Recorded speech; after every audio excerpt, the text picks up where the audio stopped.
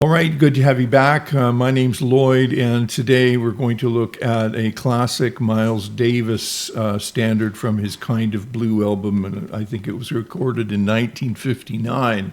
I'm going to do this lesson in two separate sections. This section, we're just going to talk about the melody, about the harmony, about the voicings of the chords, all the bones of it. And then in the second section, the second video, we're going to look at a play-along track and how to use the things that we've talked about here. So first of all, the Kind of Blue album, if you haven't heard that album, I don't care what kind of music you play, by some people it's considered the best album of the 20th century. It was definitely in the top 10. It's really a tremendous album, and one of the characteristics of that album is that it plays with modes and modal sounds, modal textures, moods. And all blues is no exception. The all blues melody will reveal some things, and so let's first of all start with the melody. And we're going to look at that melody in relationship to the chords. So there's a G7 chord. Maybe we'll just get that.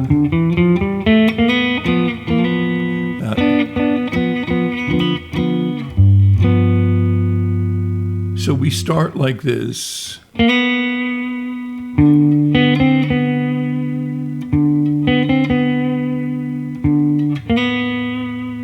Okay, so simple, so lovely, but there's a lot there. And so I want to talk about what's there. What's there is it's a B note, obviously, right? We're playing a B note, but that B note is the third of the dominant seventh chord. And he's obviously repeating that. There's a little sus4.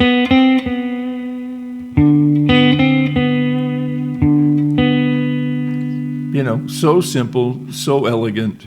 And but I just want to point out that he's already defining the third of the chord, and he's defining the fifth of the chord if you put those together, and then with a suspended fourth, very used like a grace note. Okay, and then the next section here, we move to the 4 chord, being the C7. And the notes we have on the C7 chord are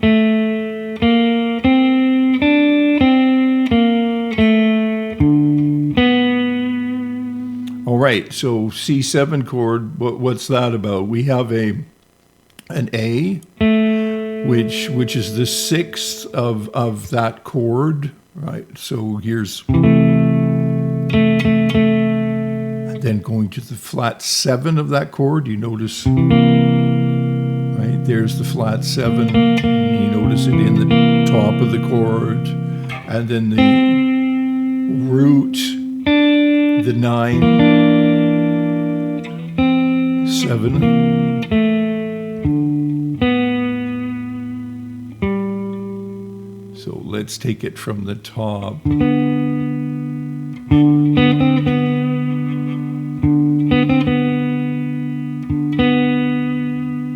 6, flat 7, root.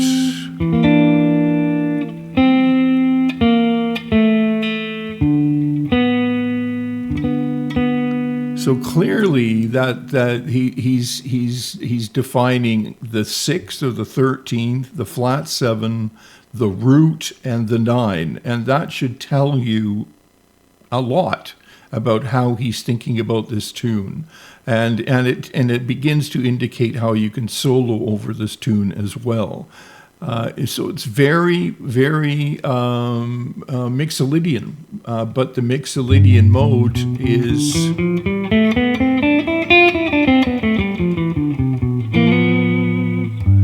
on each chord. And when it goes to the 4 chord, that B flat is telling us now we're in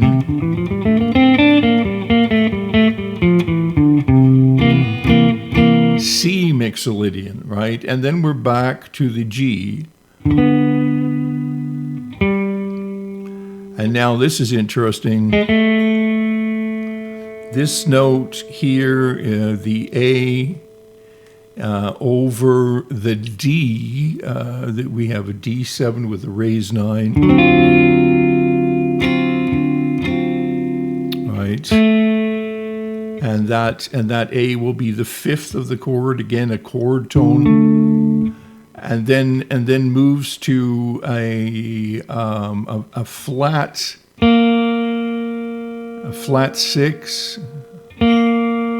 You know, you could call it a raised 5, but yeah, and that note remains there over the E flat 7, and then to the D7 raised 9, and then we return to the G.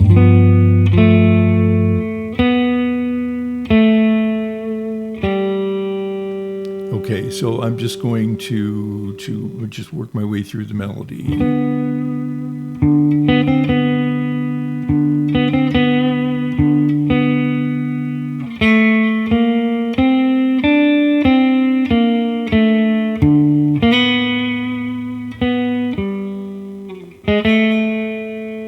5, 6, 1, 2, 3, 4, 5, 6, 1, 2, 3, 4, 5, 6, 1, 2, 3, 4, 5, 6, 1, 4, 5, 6, 1, 3, 4, 5, 6. Okay, so we're in 6, 8, and there's the melody. You can play it all down here in that position. That would be good. Now, let's take a look at the chords. This is a lead sheet that's a very common lead sheet out of the Berklee Real Book. This is a good representation of what happens on the recording. So what we have to begin with is a B and a D, then to a C and an E, to a D and an F,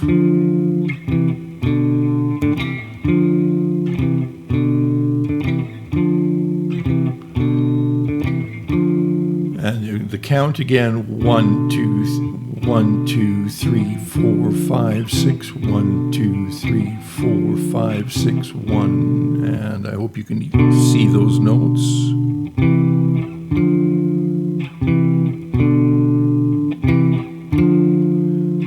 Okay, now let's talk about what's happening there. It's pretty straightforward. If I were to play this,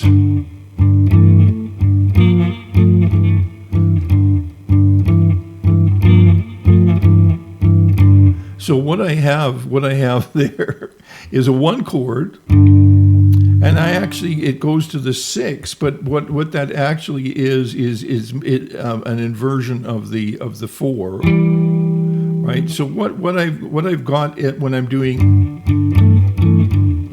something as simple as that is just going from the 1 to the 4, right? Now, what's happening here with these notes?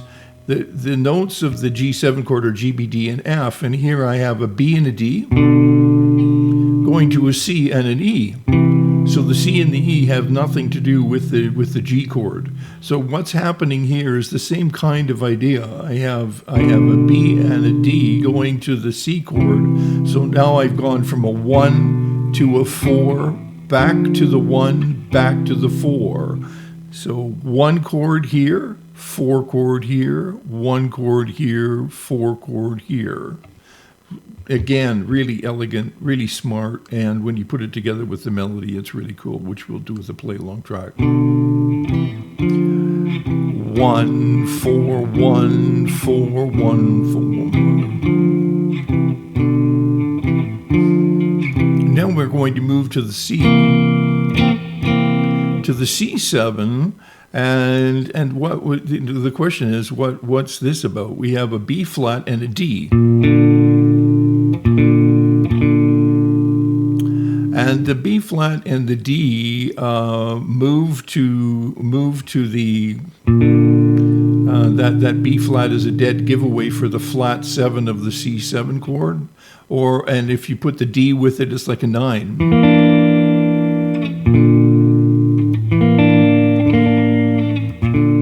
And then still stays on the C, then goes to the G and back to the C.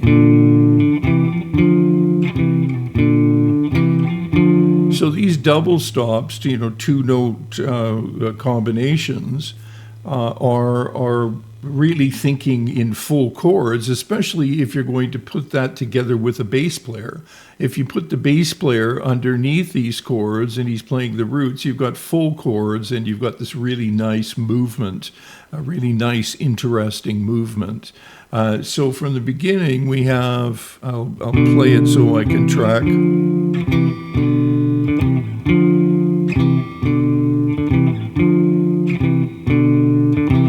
To the 4 chord.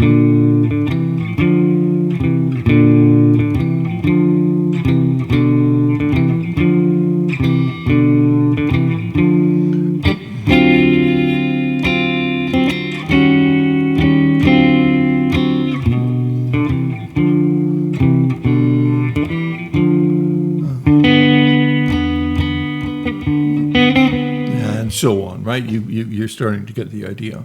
Okay, very cool. Now, what if I want to move this up? And that's what we're going to do now. Since what we're talking about is just playing a 1 chord to a 4 chord and back to a 1 chord, why don't we do that here? Here's my 1 chord to my 4 to my 1.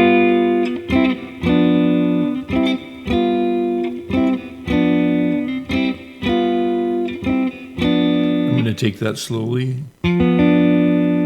Triad.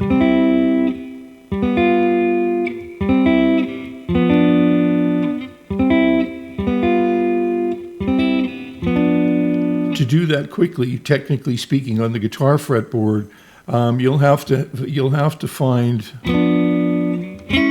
Let's see. You'll have to find a nice, comfy way to do that. I'm just playing the C chord bar with my 3rd finger.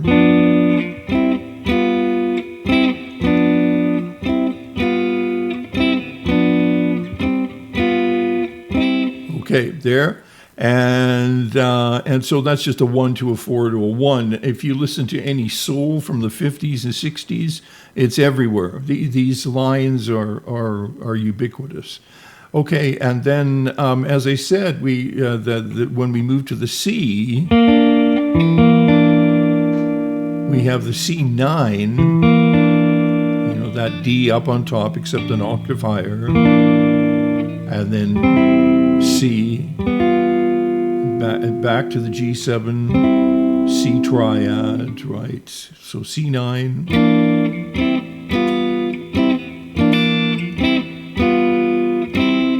Now you could do maybe a C7.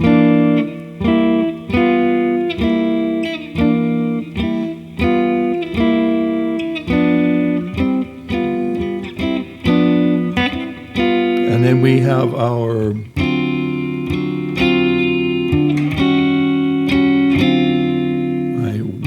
so the progression the progression is a 12-bar blues, right?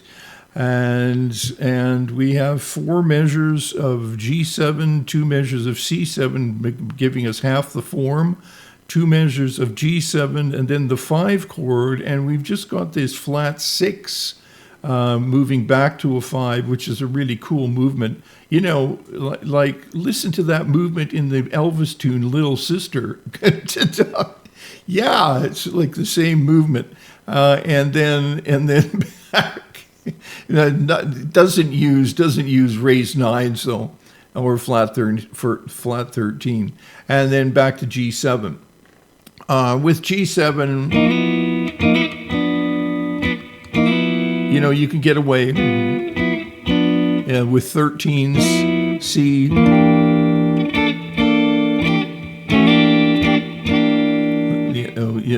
With the C, you can get away with 9s, C, D7 with a raised 9. And actually, it's very similar to a 13. You take away the bass.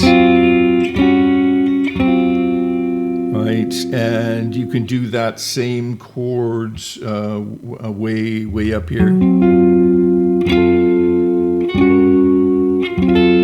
I've just removed the root, right? Yeah, and then we're back. So I think that'll give you enough background to move to the play along track.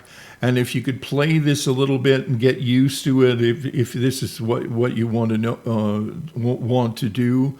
And when we get to the play along track, we're going to discuss soloing over something like this. As I said at the top, the melody tells us quite a lot. The melody tells us that it's in this case the notes are natural. You know, the notes that we have are natural, and it seems to indicate, if we add up all the notes that we have in the melody, it starts to indicate a G Mixolydian. By moving to the B flat here, that definitely indicates that that's the flat 7 of the chord of C7, and the fact that we've got the colors of a 13, flat 7, and a 9, that tells us a heck of a lot about where we're going. Again, Mixolydian. And then starting to alter, you know, D7 Mixolydian with a raised 9, same as a flat 3, by the way, and then E flat Mixolydian with a raised 9 back to the D Mixolydian. So it's this is treated like a blues like this is treated like tonal platforms. So each of these becomes its own tonal platform. You're not going to be able to squeeze out all of these tonalities in one scale, right? So here we're in the key of G Mixolydian, C Mixolydian, G Mixolydian. Oh, you can have altered notes, obviously, but they have to be done gently. There's no weird, crazy alterations within this melody, without a doubt. It's so simple. And musical, right? And then D7, D Mixolydian, E quick, you know, semitone up, right? Semitone back, return to the tonic. Okay, that's it for today. I hope that was a help to you. I hope you can read my fretboard, and maybe you got some new ideas for chord voicings. And this is a good prep for moving toward the play along section, which I will do next. Thanks for stopping by, and have a great day.